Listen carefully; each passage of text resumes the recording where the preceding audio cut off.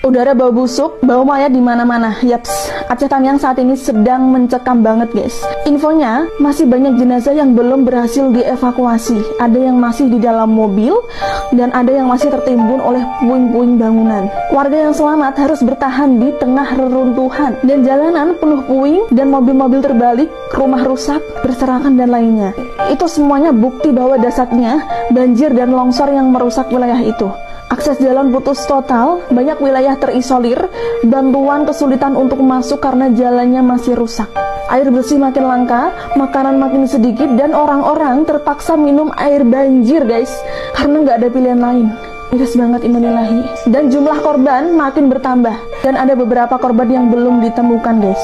Tim SAR dan relawan masih terus mencari dan bantu warga, tapi medan berat bikin proses evakuasi berjalan lambat banget.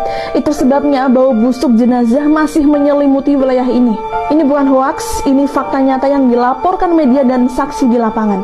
Aceh Tamiang benar-benar butuh bantuan, jadi buat kalian semua jangan cuma nonton ya, kalau bisa share. Apapun info tentang Aceh Tamiang, kalian harus share. Sebagai konten kreator, kalian juga harus peduli ya. Tolong suarakan ya, supaya bantuan itu cepat tersalurkan.